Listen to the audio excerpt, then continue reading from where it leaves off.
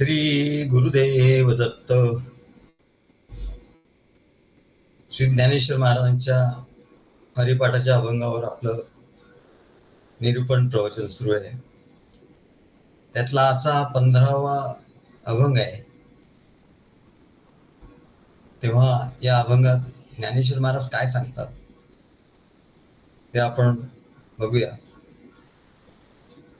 एक नाम हरी द्वैत नाम दूरी, अद्वैत कुसरी बिरळा जाणे.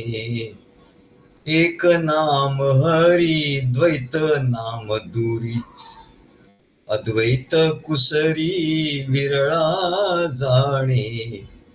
समबुद्धी घेता समान श्रीहरी, समबुद्धी घेता समान श्रीहरी. शमदमावरी हरी झाला, शमदमावरी हरी झाला. सर्वा घटी राम देहा देही एक, सर्वा घटी राम देहा देही एक. सूर्यप्रकाशक सहस्र रश्मी, सूर्यप्रकाशक सहस्र रश्मी. ज्ञानदेवा चित्ती हरी पाठ नेमा, ज्ञानदेवा चित्ती हरी पाठ नेमा. मागिलिया जन्मा मुक्त झालो, मागिलिया जन्मा मुक्त झालो. एक नाम हरी द्वैत नाम दुरी. एक सद्गुरूंनी जे नाम दिलेलं आहे, तो सद्गुरूंचा मंत्र त्यांनी दिला. एक नाम हरी, बस. द्वैत नाम दुरी. आणि जे सगळं द्वैत आहे या संसारात, द्वैत म्हणजे सर्व संसार, आणि एक म्हणजे सद्गुरू आणि त्यांचं कार्य, त्यांचं ऐक्य. गजानना श्री सद्गुरु ऐक्य रूपा, अवधूत बाळा करी एक रूपा. अवधूतांचे जे सर्व बालक आहेत, शिष्य आहेत, त्या सर्वांना एकरूप करून घे असं महाराज त्यांच्या सद्गुरूंकडे मागतात. तेव्हा गुरु शिष्य परंपरेने हे एक नाम हरी, हे म्हणले गुरु शिष्य परंपरेने प्राप्त होत असतं. हे अत्यंत दुर्लभ आहे. तसं नाम तर पुष्कळ आहे, पण हे हरिनाम हा सद्गुरूचा मंत्र, गुरुमंत्र, हा अत्यंत दुर्लभ आहे. आणि तो गुरु शिष्य परंपरेने सद्गुरूंकडून मिळतो. म्हणजेच त्या गुरुमंत्राचं एवढं महात्म्य आहे. तो साधा नाही आहे म्हणा, त्याचं एवढं महात्म्य आहे की तो जीवाशिवाची भेट घडवून देतो. जीव आणि शिव याची भेट घडवून देतो. त्या जीवाला परमेश्वराची भेट घडवून देतो. म्हणून सद्गुरूंचं महात्म्य वर्णन करतात. साक्षात परात्मा मज भेटविला, विसरू कसा मी गुरुपादुकाला. सद्गुरूंचं महात्म्य काय? साक्षात परमात्मा, त्या परमात्म्याची भेट करून दिली त्याच्याच ठिकाणी, असं हे सद्गुरूचं महात्म्य आहे. आणि म्हणून शिष्य म्हणतो की विसरू कसा मी गुरुपादुकाला. विसरू म्हटलं तरी विसरणार नाही. सद्योग पंथे घरी आणले, सवेची माते परब्रह्म केले. सद्योग पंथे, एवढा उद्योग केला सद्गुरूंनी. म्हणले उद्योग केला, एवढं कार्य त्यांनी निर्माण केलं. हा कार्याचा उद्योग केला आणि प्रत्येकाला उद्योगाला लावतायत ते. चला उद्योग करा, उद्योग करा. पण हा सतचा उद्योग आहे. म्हणजे सत म्हणजे परमात्मा, सत म्हणजे परब्रह्म, सत म्हणजे सद्गुरु, सत म्हणजे सत्य कार्य. तेव्हा म्हणले सद्योग पंथे, हा पंथ आहे म्हणाले. गमू पंथ आनंद या राघवाचा, हा भक्तीचा भक्ती पंथ आहे. तेव्हा या पंथाने म्हणजे सद्गुरू आपल्या कार्याने हा पंथ म्हणजे हा मार्ग हा स्पष्ट करत असतात आणि कुठल्या मार्गाने जायचं आहे ते दाखवत असतात. सद्योग पंथे घरी आणले. घरी आणलं म्हणजे सद्गुरूंचं घर म्हणजे काय, तर सद्गुरूंचं कार्य, कार्य हेच त्यांचं घर आहे. तेव्हा आपल्या घरी त्यांनी आणलं त्या भक्ताला, त्या संसारातून उचललं आणि त्याला इकडे आणलं काय आणि सवेची माते परब्रह्म केले आणि असा उद्योग त्याच्याकडून घडवून घेतला. एकदम त्याला परब्रह्म केलंच नाही म्हणा. तसा सद्योग पंथे म्हणजे हा सतचा उद्योग जो आहे, म्हणजे हा जो भक्ती मार्ग आहे, पंथ आहे, या पंथाने त्याला आपल्या कार्यात आणून त्याला हळूहळू घडवता घडवता घडवता त्याला सवेची माते परब्रह्म केलं. त्याला काय झालं शेवटी, काय केलं त्याचं, परब्रह्म केलं. तो परब्रह्म केलं म्हणजे परब्रह्म आधी होताच तो, पण त्याला भ्रम झाला त्या संसाराचा, तो भ्रम दूर केला. सद्गुरू सुद्धा त्याला परब्रह्म करतात का, त्याचा भ्रम दूर करतात, म्हणजे तो परब्रह्म ऑलरेडी आहेच म्हणाले. पण तो कृतज्ञतेने असं म्हणतो की मला परब्रह्म केलं त्यांनी असं, ते त्याची कृतज्ञता, त्याचं प्रेम सद्गुरूंच्यावर. आणि म्हणून तो म्हणतो नारायणाचा भ्रम दूर केला. नारायणा नावाचा तो शिष्य, त्याचा भ्रम त्यांनी, संसार भ्रम दूर केला. आणि म्हणून विसरू कसा मी गुरुपादुकाला. आणि म्हणून ते म्हणतात की या नारायणाचा भ्रम त्यांनी दूर केला आणि तो परब्रह्म होताच. आणि म्हणून एक नाम हरी हे कशाने झालं म्हणले, तर सद्गुरूंनी आपल्या कार्यात आणलं, सत्सा उद्योग त्याच्याकडून करून घेतला, त्याला हरिनाम सद्गुरूंचा गुरुमंत्र दिला आणि त्याचं द्वैत दूर केलं, म्हणजे त्याचा भ्रम दूर केला. एक नाम हरी द्वैत नाम दुरी, अद्वैत कुसरी विरळा जाणे. पण हे तो विरळा मनुष्य जाणतो म्हणाल. हे आपलं भाग्य काय आहे असं कोणाला लवकर उलगडा होत नाही, लवकर त्याचं महात्म्य कळत नाही. अद्वैत कुसरी विरळा जाणे, विरळा जाणतो म्हणाल. नाही तर चाललाय आपलं, त्याचं महात्म्य त्याला कळत नाही. आणि तो म्हणतो की विसरू कसा मी गुरुपादुकाल, म्हणजे हा सद्गुरूंच्या कडून हा जो गुरुमंत्र एक नाम हरी म्हणजे हा गुरुमंत्र, म्हणजे आत्मारामाची भेट घडवून देणारा राम मंत्र, याला गुरुमंत्राला राम मंत्र म्हणतात. आणि राम म्हणजे आत्माराम, हा आत्मारामाचा मंत्र आहे. आणि आत्माराम यांनी प्राप्त होतो म्हणून याला राम मंत्र असं म्हणतात. म्हणून सद्गुरूकडून हा गुरुमंत्र म्हणजेच आत्मारामाची भेट घडवून देणारा राम मंत्र मिळाला आणि त्याचा जप केला पाहिजे. हा राममंत्र मिळाला, सद्गुरू अत्यंत प्रेमाने परंपरेचा ठेवा म्हणून त्यांनी जो ठेवलेला आहे तो आपल्या भक्ताच्या स्वाधीन करतात. त्यांची जी इस्टेट आहे म्हणले ती त्याचा स्वाधीन करतात. हा राममंत्र मिळाला. मग लोक म्हणतात की आम्हाला मंत्र, काही लोक म्हणतात की हा मंत्र मिळाला, आता आम्ही याचा जप करत बसतो. एक गृहस्थ आम्हाला भेटले, आधी त्यांना हे झालं, आम्ही त्यांना मंत्र दिला, नंतर ते येतच नव्हते. ते म्हणले सद्गुरू याचा मी जप करतो, मला आता हे निरूपण ऐकायची सुद्धा काही गरज नाही म्हणाले, मला वेळच नाही मिळत, हे संसार एवढा आहे म्हणले. अरे मग नारायणाचा भ्रम दूर कसा करणार काय सद्योग पंथे सत्सा उद्योग तुला कसा देणार म्हणा. सवेची माते परब्रह्म केले असा परब्रह्म होण्याचा अनुभव तुला येणार कसा. नुसता जप मिळाला, सगळं काही लोक नामाचं, अरे नामाचं महात्म्य आहे पण त्याला एवढं, त्याला घडवायचं आहे ना, नुसत्या जपानी ते होणार नाही म्हणजे. जपानी त्याचं एकाग्रता होईल, जपानी त्याची शुद्धी होईल, पण त्याला जे घडवायचं आहे, अनुभव जो आणून द्यायचा आहे, एक नाम हरी द्वैत नाम दुरी, ते द्वैत दूर करायला पाहिजे म्हणून. एक हा नाम तर हरी तर होईल ना, पण द्वैत नाम दुरी कसं होणार, हा संसार त्याचं द्वैत हे कसं दूर होणार, तर सद्गुरूच्या कार्यात आणल्याशिवाय त्याचं द्वैत दूर नाही होणार. आणि म्हणून नुसता जप केला एवढ्याने परमात्म्याशी एकरूपता नाही होत. पण लोक अशी समजूत करून घेतात म्हणा, आणि कोणी अशी समजूत करून घेऊ नये की आता आपल्याला मंत्र मिळाला. पूर्वी असं म्हणायचं, गुरु केला, मंत्र मिळाला आणि बस जपत बसायचं, अशाने होणार नाही. तेव्हा याचा जप करत बसायचं. सद्गुरूंशी काय देणं घेणं नाही. सद्गुरू तिकडे, आपण इकडे, त्याचा मंत्र आम्ही म्हणतो. असे काही आहेत आमचे आमचे काही भक्त शिष्य आहेत, त्यांचा आमचा एवढा जास्त संबंध नाही. मधून कधीतरी फोन करतो, मग आम्ही तुमचा जप करतो, तुमची आठवण करतो. ठीक आहे म्हटलं, आम्ही तुमची आठवण करतो, झालं.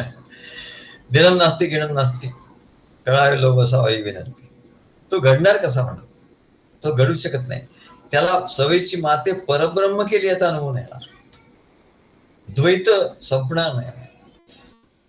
परंतु त्यांना हे कळत नाही की म्हणले गुरु शिष्य नातं कायमचं आहे, कळत नाही. जेव्हा गुरुमंत्राचा संस्कार करतो तेव्हा शपथ आपण देतो सर्व, की मी आजन्म यांची सेवा, सद्गुरूंची सेवा करेन. आजन्म म्हणजे माझा पूर्ण जन्मभर मी त्यांची सेवा करीन, हे त्यांनी त्याच्यात म्हटलेलं असतं. पण तो ते सगळं विसरून जातो आणि फक्त मंत्रच लक्षात ठेवतो. काही लोक मंत्रही विसरून जातात. सद्गुरूंची आजन्म सेवा करीन म्हणजे सद्गुरूंना काय ते सेवा पाहिजे असं नाही म्हणा, पण त्याचं तू ती सेवा केल्यामुळे तुला त्याचा लाभ होईल, त्याचं फळ तुला मिळेल म्हणा, की तू घडशील, तू तू ब्रह्मस्वरूप होशील. आणि म्हणून सभेची माते परब्रह्म केले एवढापर्यंतचा अनुभव घ्यायचा आहे.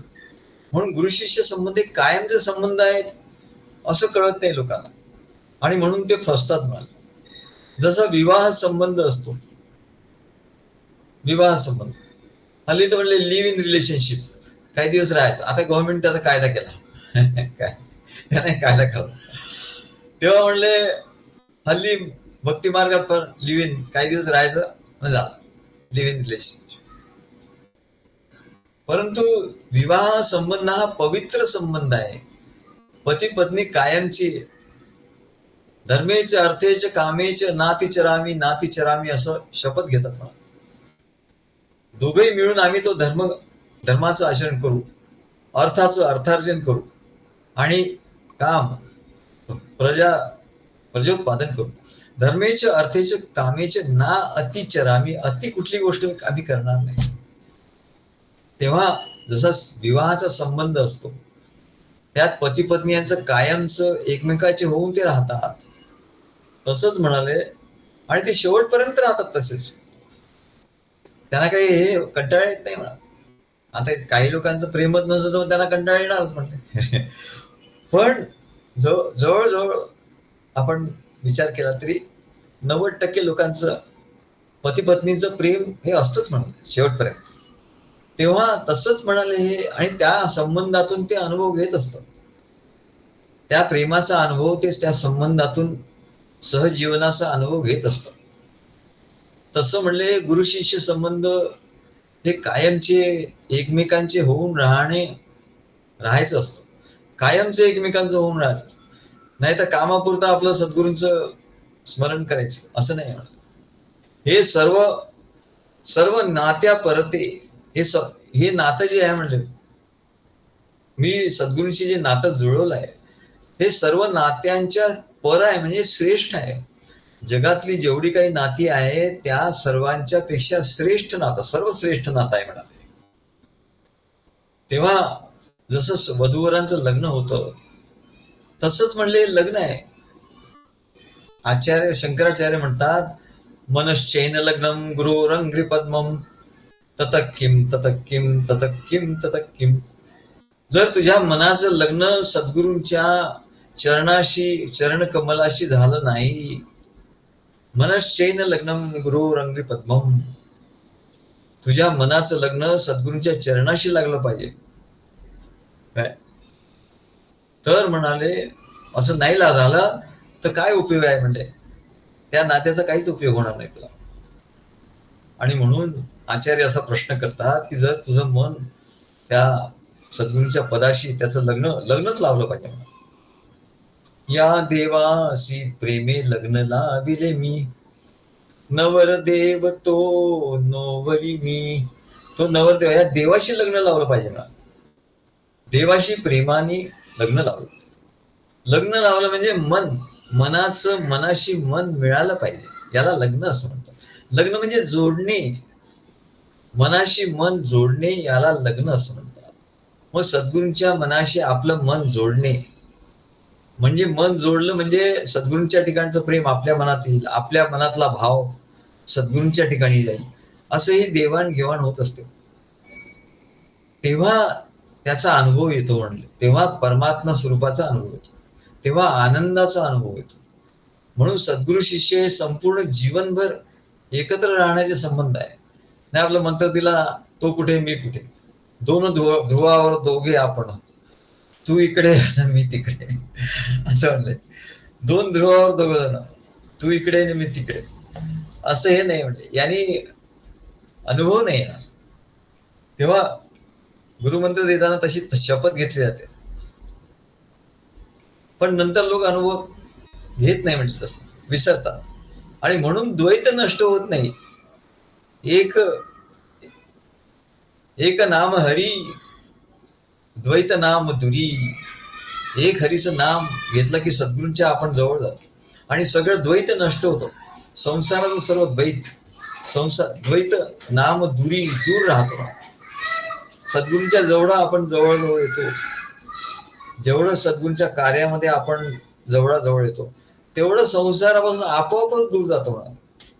ते संसार दूर करावा नाही लागत. सुरुवातीला खूपच संसारात तो गुंतलेला असतो म्हणून त्याला सांगतात की दूर कर संसार, नाही तुला इकडे यायला वेळच मिळणार नाही, म्हणून त्याला सांगतात.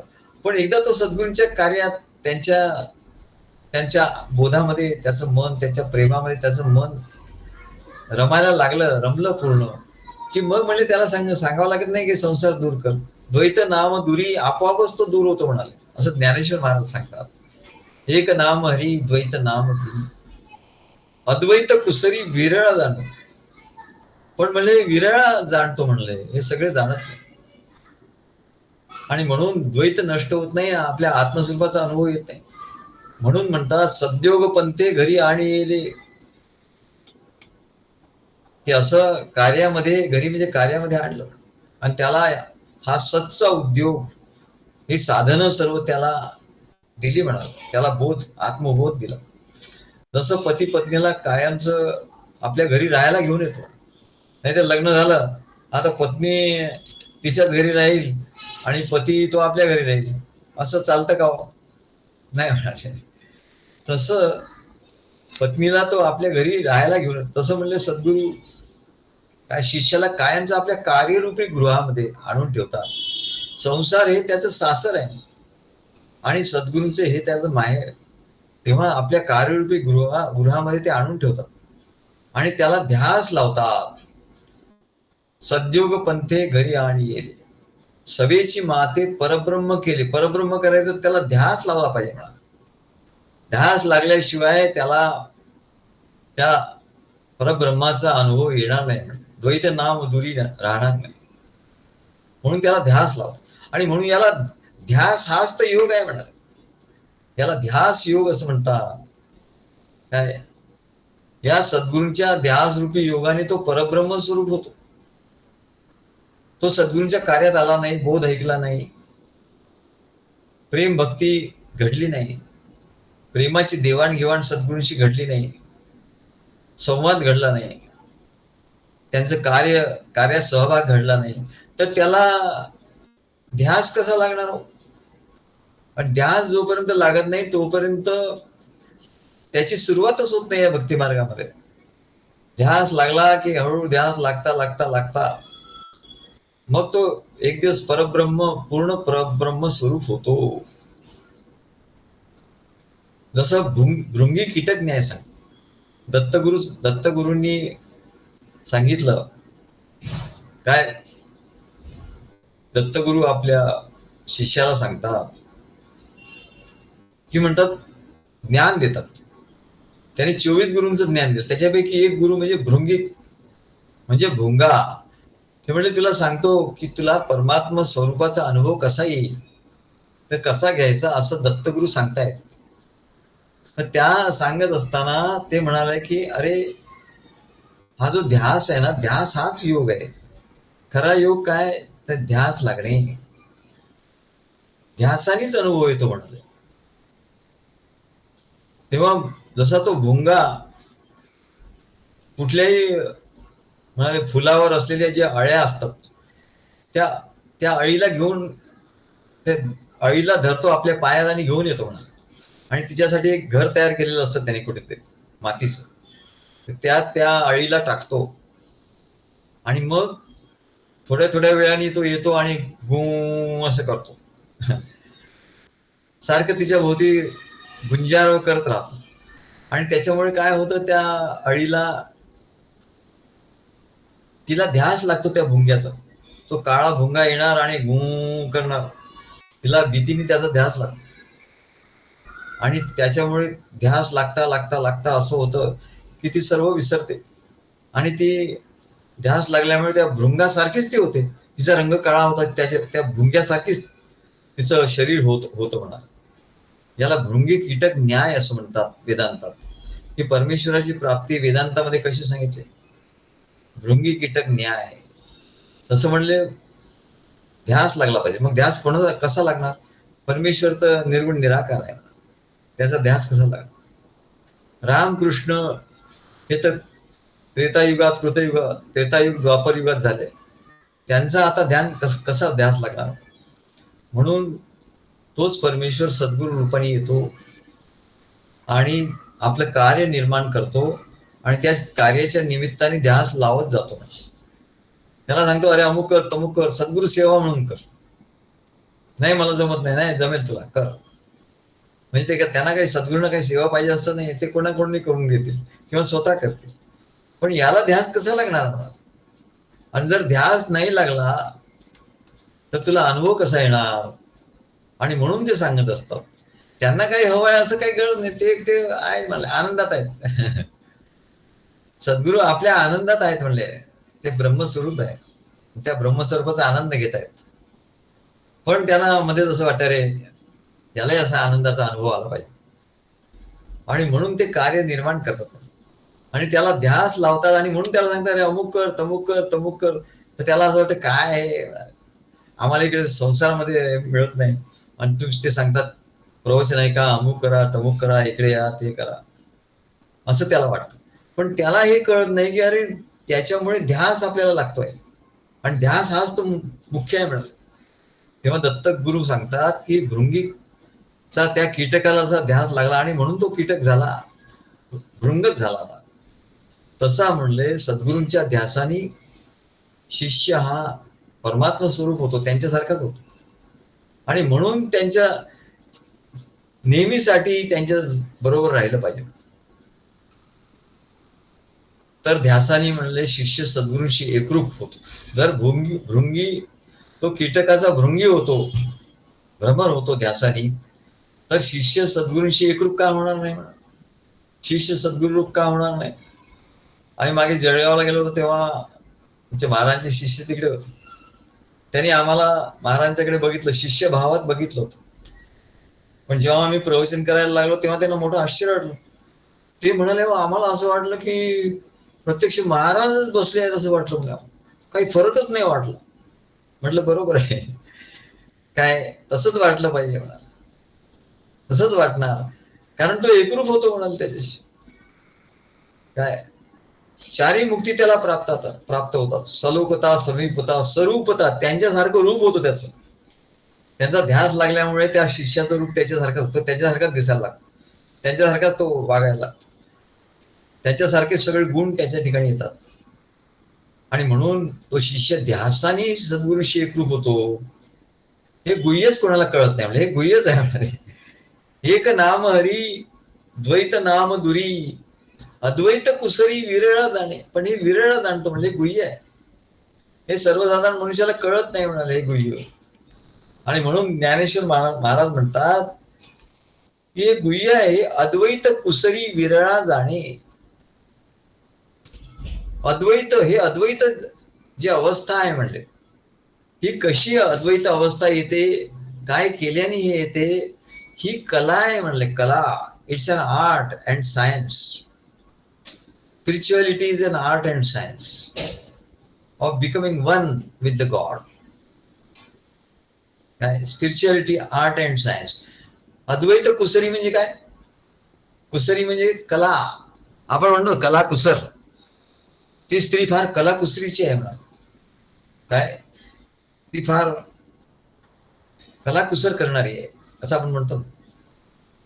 जेवण चांगलं बनवते किंवा कपड्यावर चांगलं नक्षीकाम करते. पूर्वी आमच्या स्त्रिया नक्षीकाम करायच्या, लोकरीचे स्वेटर विणायच्या अशा, तेव्हा त्याला कलाकुसरी असं म्हणतात. तसं जशी संसारात कलाकुसर, ती गृहिणी कलाकुसरीनी वागत असते, कलाकुसर करत असते आणि कलाकुसरीनी ती संसार करत असते, तेव्हा तसंच म्हणले अद्वैत होण्याची ही कला आहे म्हणाले.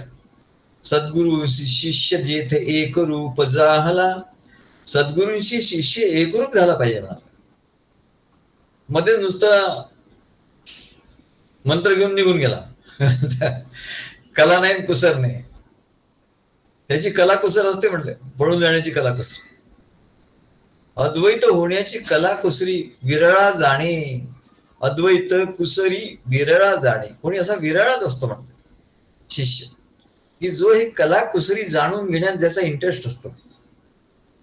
बाकी सर्व म्हणले येतात, त्यांना काय वाटतं सद्गुरू आहे तसंच आपण काहीतरी करावं, कार्य करावं, हे करावं ते करावं.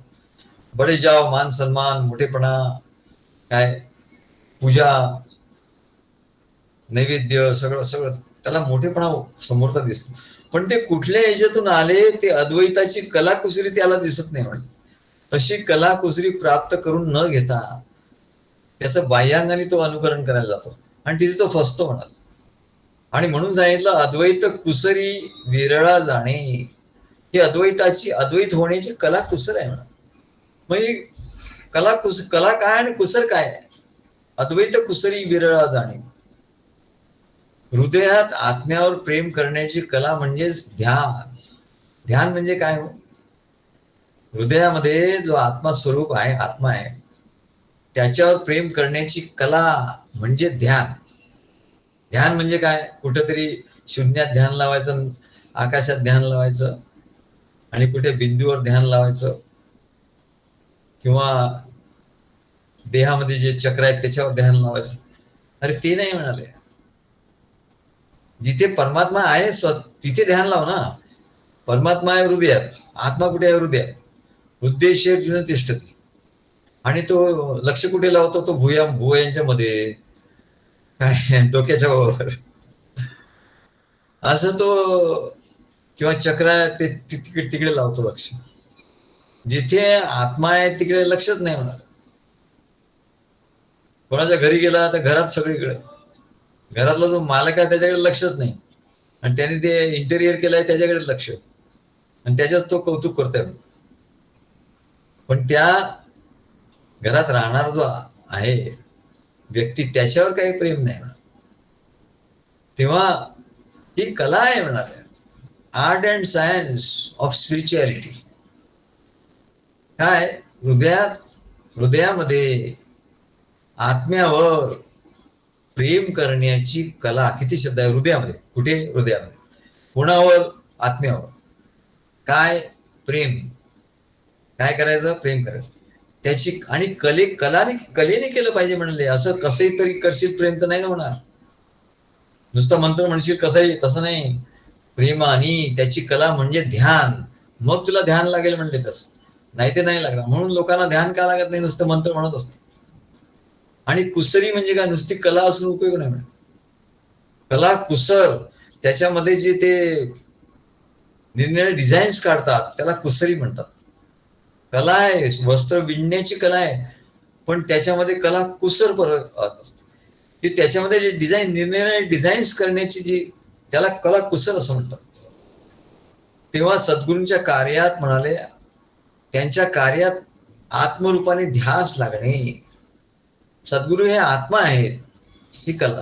कळलं की सद्गुरू आत्मा आहे. मग आपल्या हृदयामध्ये सद्गुरूंचं रूप आणून त्याच्यावर प्रेम करायचं, आणि कुसर त्याचा ध्यास लागणे, याला कुसर म्हणतात. आता ध्यास, त्याचं डिझाईन काय म्हणजे? सद्गुरू कार्याच्या रूपाने डिझाईन करून ठेवतात. कार्यामध्ये अनेक गोष्टी असतात, अनेक कार्यक्रम असतात, अनेक लोक असतात, अनेक ग्रंथ असतात, अनेक प्रकारचे निरूपण असतात, प्रवचन असतात, प्रेम देण्याचे अनेक प्रकार होतात. प्रेम देण्या घेण्याचे अनेक प्रकार होत असतात. ते सर्व कुसर आहे म्हणले, हे डिझाईन्स आहेत. अशी डिझाईन जेव्हा असते त्याला कला कुसर असं म्हणतात.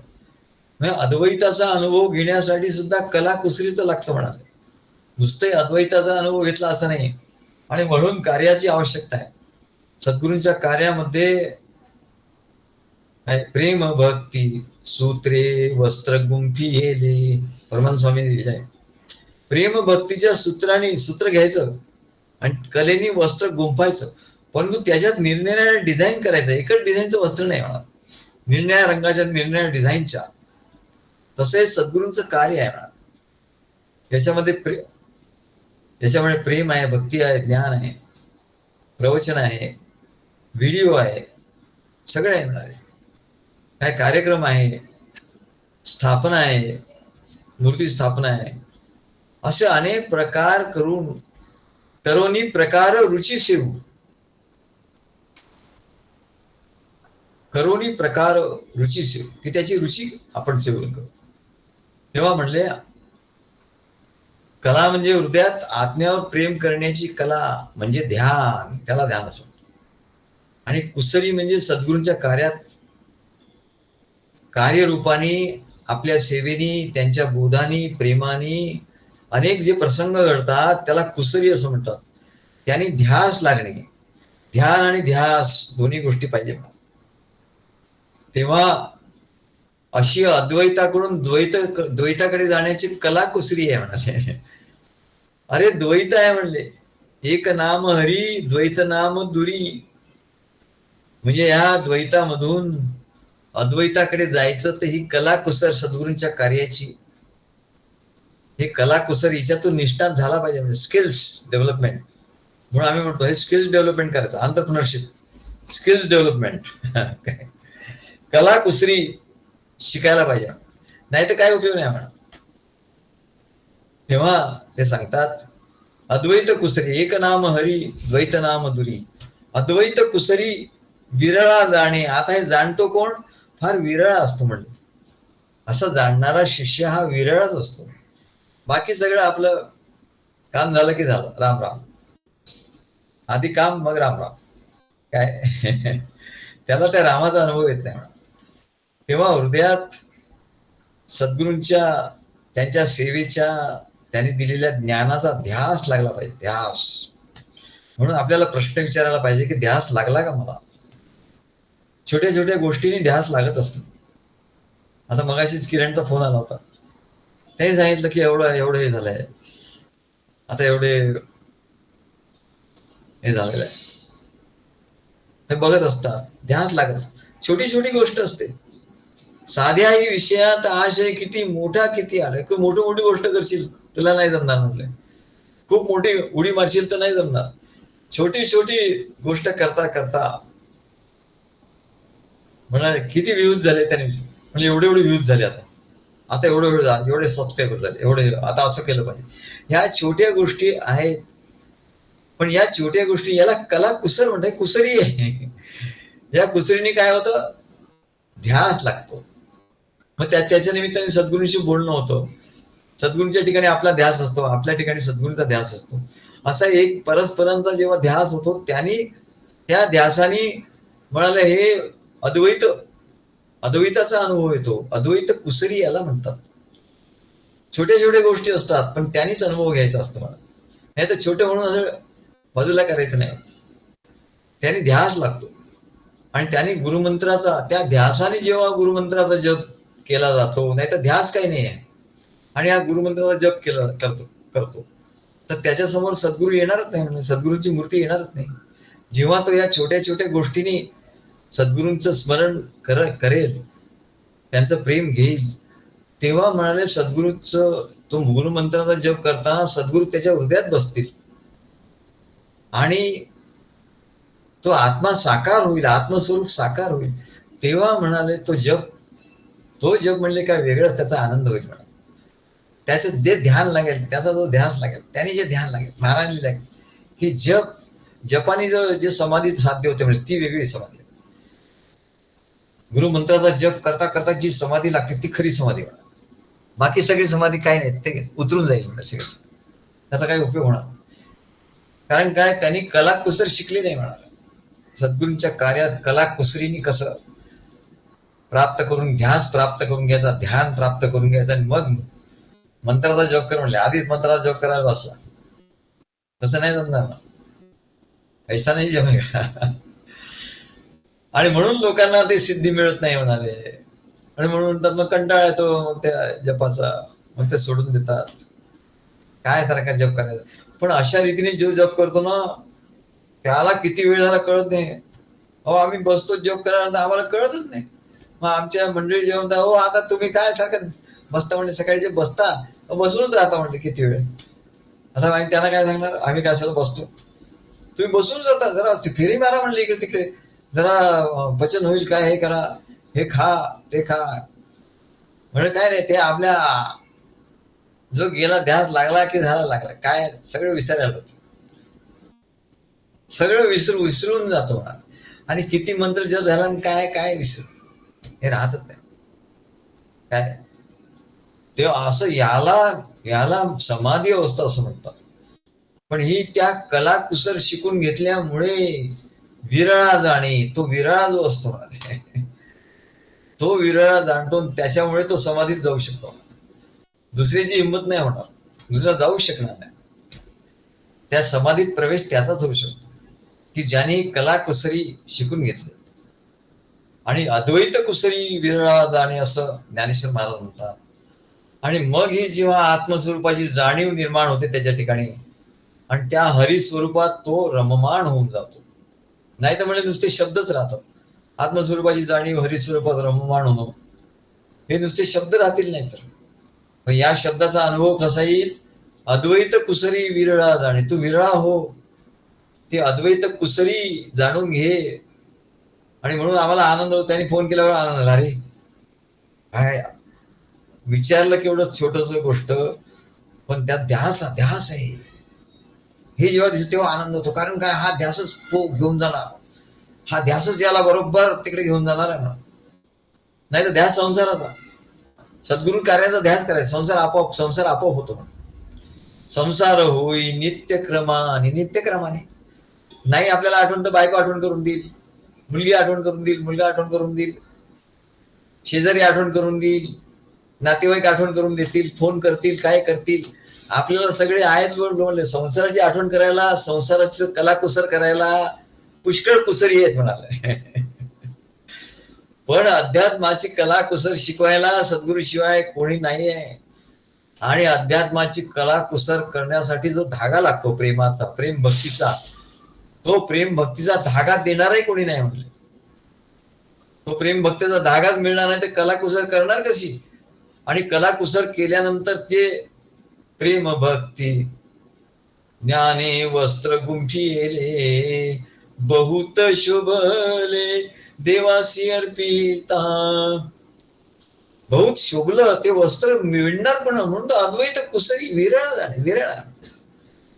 संसारात त्या आठवण करून देणारे पुष्कळ आहे, ते कलाकुसर त्यांना करू द्यावी. ते त्या कलाकुसरीत निष्ठात असतात, बघा एक्सपर्ट असतात.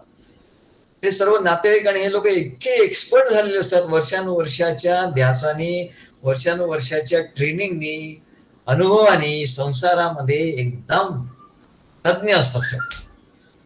आणि न सांगताही ते तुम्हाला म्हणाले तर संसाराचं सगळं कलाकुसर दाखव. पण हे अध्यात्मातील कलाकुसर कोणी दाखवणार नाही, त्याला माहितीच नाही. सद्गुरूशिवाय कोणी नाही म्हणाले दाखवणार. आणि तो धागा भक्ती प्रेमाचा, ज्ञानाचा तो देणार नाही कोणी. आणि ते वस्त्र तयार झाल्यानंतर कोणाला ते कोणी ते घालू शकत नाही. सद्गुरूंना तो किंवा देवाला ते अर्पण केलं पाहिजे म्हणा. मनाची गुंती गुंफीला शेला, मनाची गुंती गुंफीला शेला, बाप रखुमा देवी वरू, बाप रखुमा देवी वरू, विठ्ठली अर्पिला, मोगरा फुलला, मोगरा फुलला. तेव्हा म्हणतात अशी कलाकुसर विरळा जाणतो. नंतर ज्ञानेश्वर महाराज सांगतात, समबुद्धी घेता समान श्रीहरी, शमदमावरी हरी झाला. समबुद्धी घेता समान श्रीहरी, शमदमावरी हरी झाला.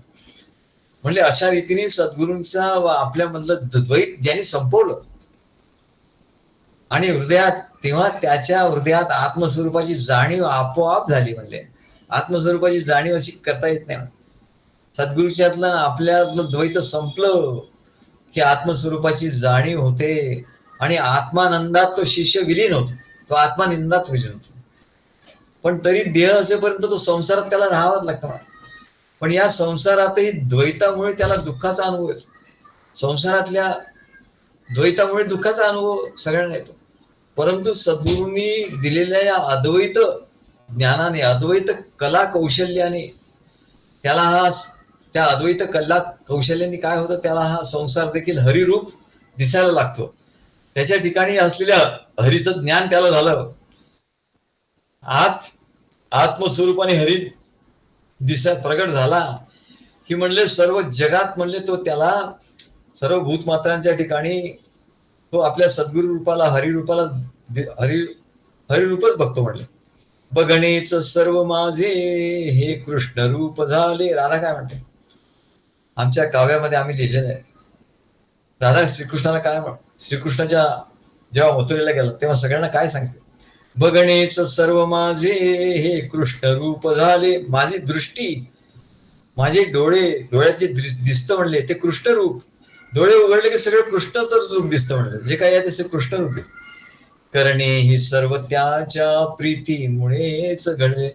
आणि सर्व काही गोष्टी करणं हे त्याच्या प्रेमामुळेच घडतं, त्या प्रेमासाठीच घडतं. कारण काय, अशी सवयच पडली. म्हणली सद्गुरूंच्या साठी सगळं करायचं अशी सवयच पडली. हे काय सद्गुरूंच्या साठी करायचं, ते काय सद्गुरूंच्या साठी करायचं, अशी सवय पडल्यामुळे करणेही सर्व त्याच्या प्रीतीमुळेच घडले. मजला नियुक्त करुणी हृदयात तोच बसला. आणि मला त्याने नियुक्त केलं, अपॉइंटमेंट केली की तू आता हे कर, हे भक्तिमार्ग तू कर, आता हे कार्यामध्ये तू सहभागी हो, कार्यामध्ये तू अमुक अमुक गोष्टी कर, असं नियुक्त त्यांनी आपल्याला केलं. आणि तो हृदयात बसला, हृदयात जाऊन बसला आत्म्याच्या ठिकाणी. म्हणून तर आत्म्याचा अनुभव आला, नाही तर कसा येणार. ऐकून मधुर वचे आनंद मनी भरला. हीच तर कला आहे. म्हणली बघणे सर्व कृष्णरूप झाले, बघणेच सर्व माझे हे कृष्णरूप झाले. कला काय आहे आणि कौशल्य काय हे या पदामध्ये दिलंय. बघणेच सर्व माझे हे कृष्ण रूप झाले, करणे सर्व त्याच्या प्रीतीमुळेच घडले. त्याच्या प्रीतीमुळेच सगळं मी करतो म्हणा, नाही तर मला काय करण्याची गरज नाही. मजला नियुक्त करुणी, मला त्यांनी नियुक्त केलाय, माझी अपॉइंटमेंट केली आहे. हृदयात तोच बसला. आणि तो कुठे बसला, हृदयात जाऊन बसला माझ्या. ही कला आहे म्हणले. आणि म्हणून त्या हृदयात त्याच्यावर प्रेम करण्याची कला मला कळली. म्हणाले कला कुसर कळली. हे गोप गोपिकांनो हरी तुमचे रूप घेतो. आणि हे गोप गोपिकांनो तुमच्या ठिकाणी मला हरीच दिसतो, हरीच रूप दिसतो, सद्गुरूच दिसतात. मत स्वरूप परमानंद येथेच प्रगट होतो. आणि म्हणून इथे माझा स्वरूपाचा जो परमानंद आहे, सद्गुरू आहे, तो इथेच प्रगट होतो. देतो प्रेम मिठी तुमच्या रूपेच मजला, तो मला तुमच्या रूपाने भेटतो. म्हणा तुमच्या रूपानेच तो मला भेटतो असं. जरी रूप माधवाचे आता पुढे न दिसले. श्रीकृष्ण मथुरेला गेले, त्यांचं रूप जरी पुढे दिसलं नाही, सामर्थ्य श्रीहरीचे व्यापून व्योम उरले. परंतु श्रीहरी तो होता, त्या श्रीहरीचं सामर्थ्य संपूर्ण व्योम, संपूर्ण आकाशामध्ये सर्व ठिकाणी उरलं. म्हणाले व्यापून उरलं. गोकुळ जनिवनिया मनी तोच साठलेला. या गोकुळात, या जनात, या वनात आणि या मनात तोच साठला, म्हणा साठून राहिला. आणि म्हणून सर्वांच्या ठिकाणी याला काय म्हणतात, समबुद्धी. समबुद्धी घेता, समबुद्धी घेता, अशी समबुद्धी होते. म्हणाले की गोकुळी जनी मनी, या गोकुळी जनी वनी या मनी तोच साठलेला, याला काय म्हणतात समबुद्धी. समबुद्धी घेता शमदमावरी तो हरी झाला, तो हरी होतो म्हणाले. तोच ब्रह्मस्वरूप होतो, तोच हरी होतो. काय कसा होतो? समबुद्धी झाली की.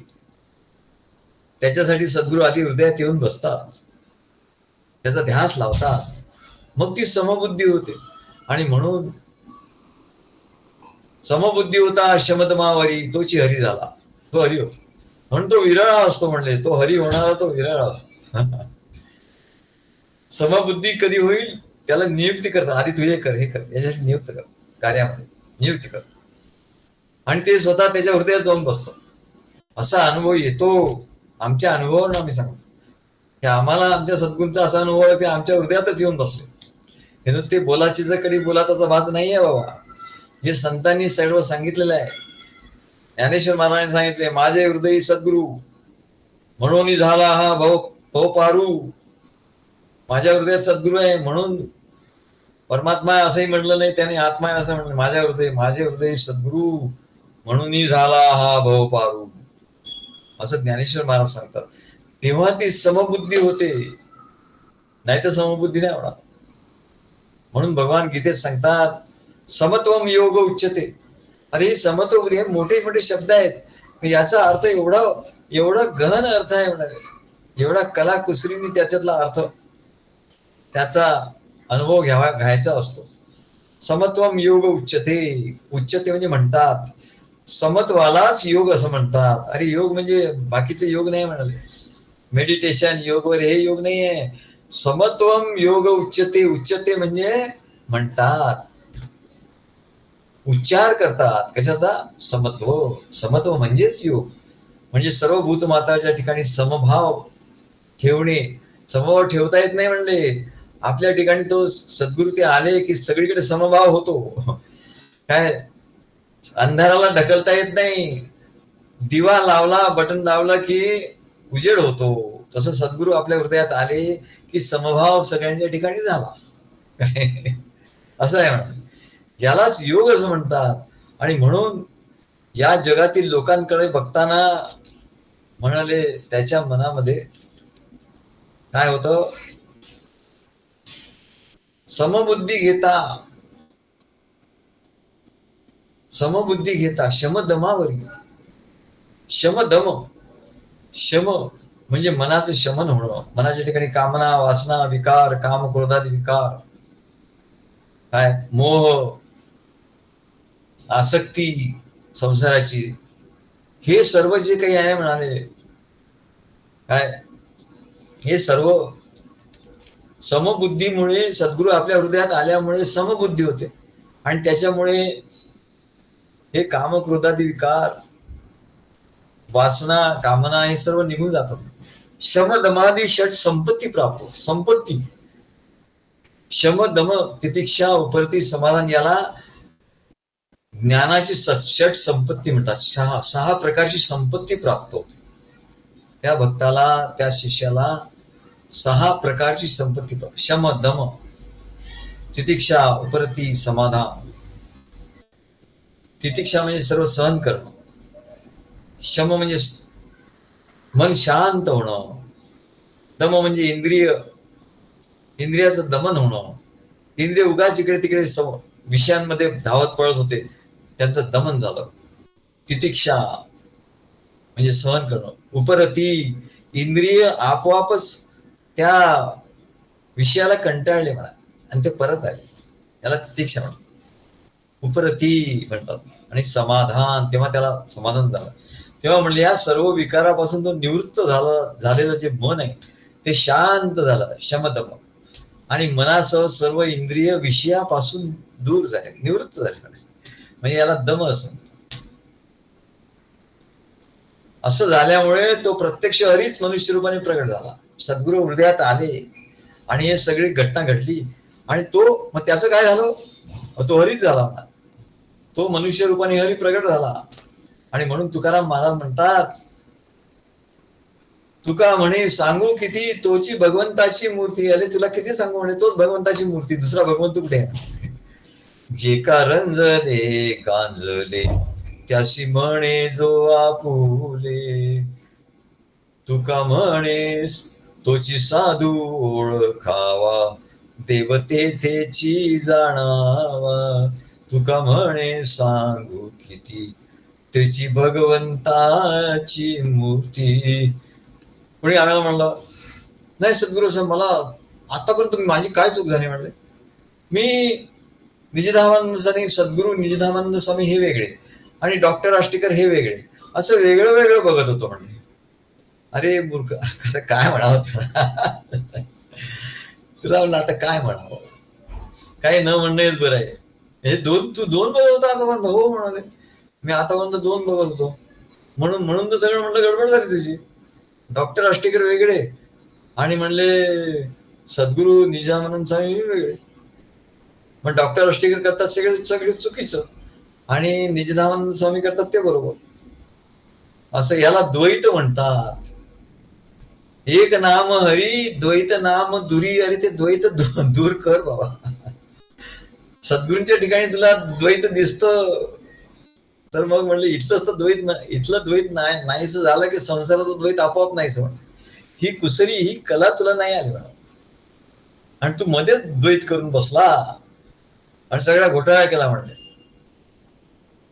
सद्गुरू निजधामानंद स्वामी वेगळे, हे आतापर्यंत असंच बघत होतो, असंच वाटत होतं मला.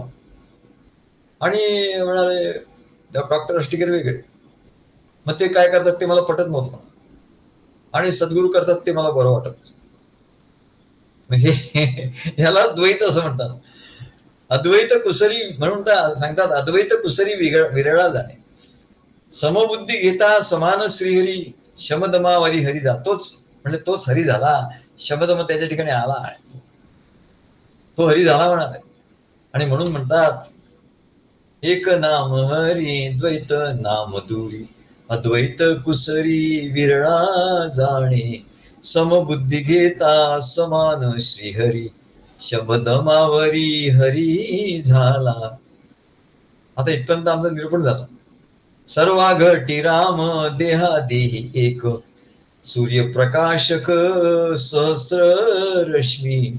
ज्ञानदेवा चित्ती हरी पाठ नेमा, मागिली या जन्मा मुक्त झालो. तेव्हा या दोन ओळीवरचं प्रवचन आता दुसऱ्या याच्यात आपण करूया. तेव्हा श्री गुरुदेव दत्त.